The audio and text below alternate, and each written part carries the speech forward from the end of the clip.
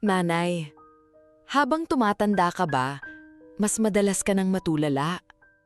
Tahimik ang bahay, tahimik ang cellphone, at minsan, tahimik din ang mundo. Dati, punong-puno ng ingay ang buhay mo.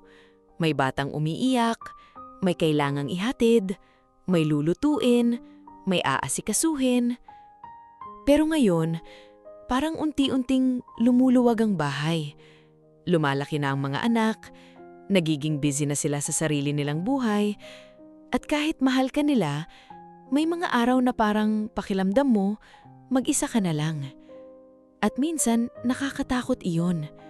Lalo na kapag gabi, kapag napapaisip ka, sino ang makakasama ko pagtanda?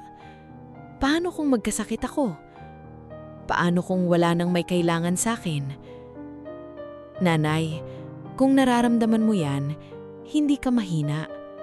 Tao ka lang na natatakot mawalan ng koneksyon.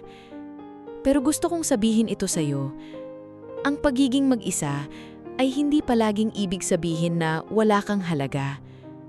Minsan, tahimik lang talaga ang bagong season ng buhay. At isa sa pinakamahirap tanggapin habang tumatanda tayo ay ito. Hindi natin kayang pigilan ng pagdabago. Lalaki talaga ang mga anak, magiging busy sila, magbabago ang mga tao, at hindi lahat ay mananatiling pareho. Pero kahit hindi natin kontrolado ang pagbabago, pwede pa rin tayong magkaroon ng payapang puso.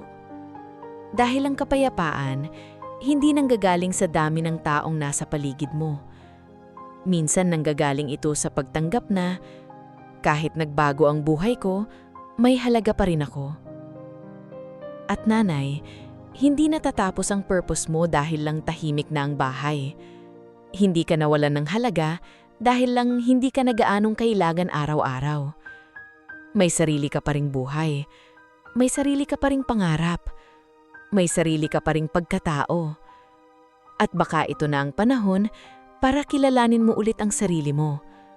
Yung ikaw, hindi lang bilang nanay, hindi lang bilang asawa, kundi bilang babae na may puso rin, may pangarap din, at may karapatan ding sumaya. Minsan kasi, buong buhay tayong nagbibigay ng pagmamahal sa iba, hanggang nakakalimutan nating bigyan ng pagmamahal ang sarili natin. Pero hindi pa huli para magsimula ulit. Pwede ka pa ring magkaroon ng bagong routine, bagong kaibigan, bagong hobby, bagong purpose. At hindi mo kailangang maging bata ulit para maging masaya ulit.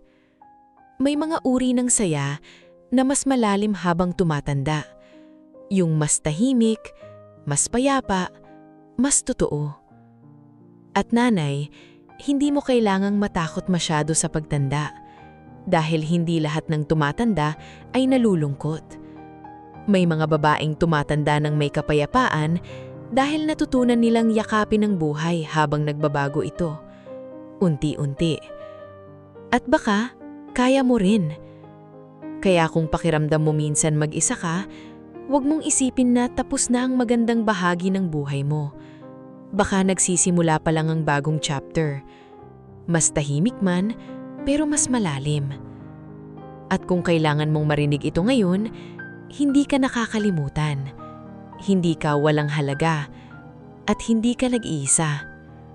Kung umabot ka hanggang dito, mag-comment ka ng, "Kaya ko pang maging masaya." Dahil oo, nanay, kaya mo pa.